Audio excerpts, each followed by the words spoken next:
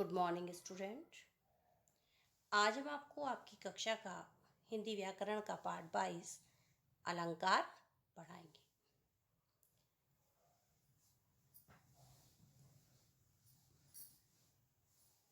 बच्चों, आपको एक चित्र दिया है जिसमें कि महिला जो है एक जेवर पहन रही है। ये आभूषण उसके खुद को सजाने के लिए तथा सुंदर दिखने के लिए पहने हैं।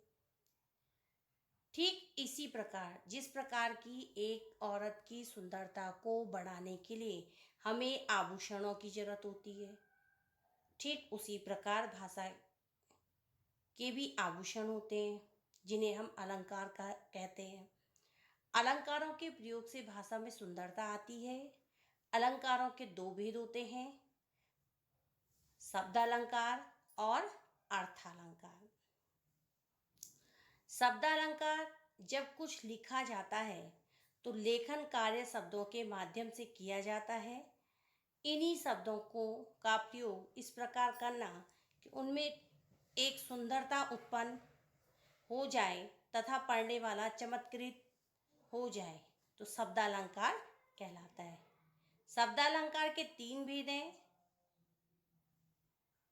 अनुप्रास अलंकार, यमक अलंकार और श्लेष अलंकार। सबसे पहले हम पढ़ेंगे अनुप्रास अलंकार। जब एक ही पंक्ति में लगाकर एक वर्ण की आवृत्ति होना, अर्थात यदि एक ही वर्ण एक बार से अधिक लगातार आए तो वहां अनुप्रास अलंकार होता है। एक ही वर्ण की आवृत्ति बार बार जिसमें होती है वहां पे अनुप्रास अलंकार होता है। कही रहीम संपत्ति सगे बनत बहुत बहुरीत, इसमें ब शब्द का उच्चारण 3 बार हुआ है, बनत में, बहुत में और बहु में। तो ये ब वर्ग बार बार आया है, अतः यहाँ क्या है, अनुप्रास अलंकार है। कही रहीम पर काज हित संपत्ति संचय सुझान, जाल परे जल जात बही तजे मीन को मोह। अब यहाँ पे 100 शब्द का उच्चारण बार बार आना, तो ये क्या हो जाएगा, अनुप्रास अलंकार। फिर आता है आपका यमक अलंकार। जब एक ही शब्द का प्रयोग बार बार किया जाए पर हर बार उसका अर्थ अलग हो तो क्या होगा, यमक अलंकार कहलाता है। जैसे चिड़िया की बच्ची पर फड़फड़ाती पर उड़ नहीं पाती।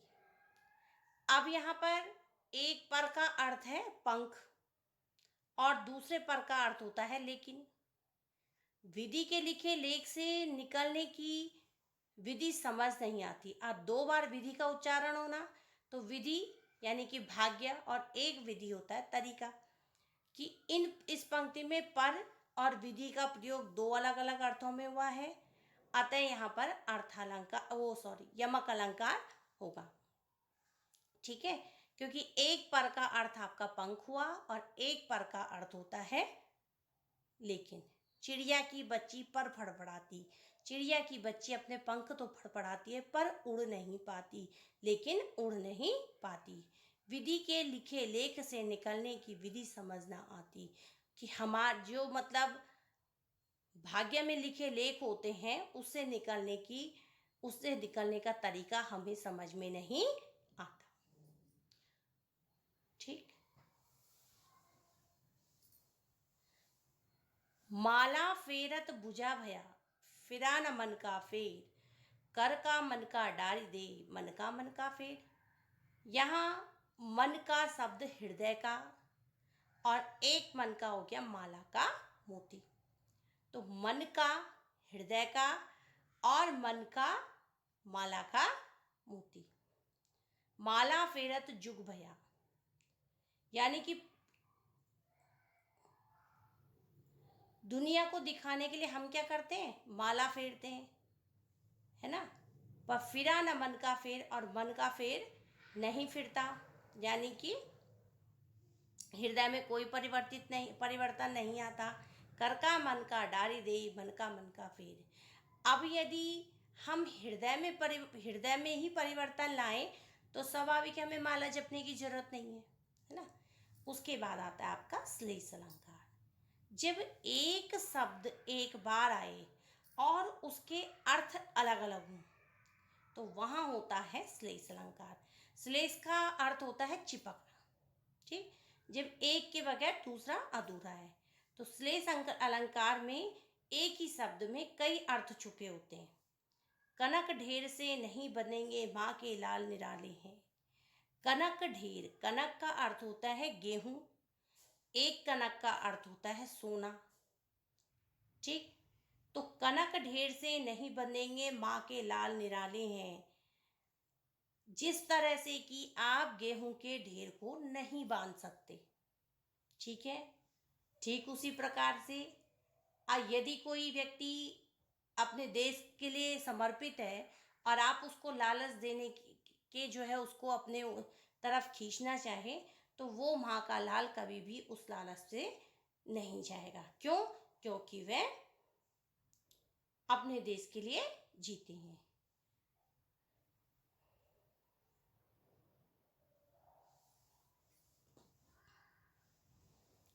अब है दल की चमक को देखकर पतंगा हर्षित हो रहा, फल पूरे दिन का होगा क्या अनुमान मन में कर रहा। दल यानी कि फूल की पंखुड़ी की चमक को देखकर जो कौन है, भंवरा, वो हर्षित होता है।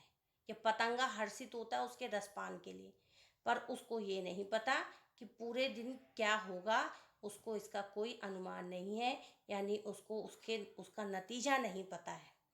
एक फल जो खाने वाला फल होता है और एक फल नतीजे जो आपका परीक्षा फल में फल आता है वो क्या है, नतीजा, ठीक। तो उसको ये नहीं मालूम कि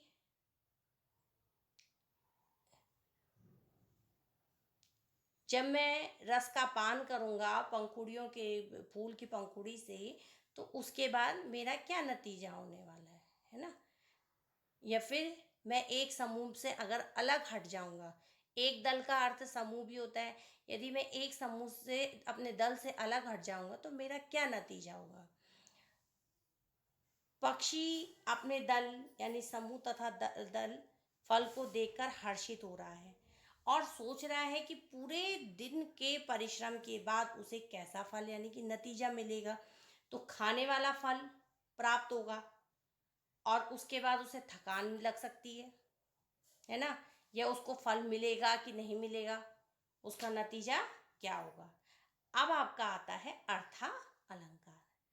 जब कविता में सुंदरता उसके अर्थ के कारण हो, यानी कि आपने क्या करा, कविता लिखी और कविता का जो अर्थ उस सौंदर्य उस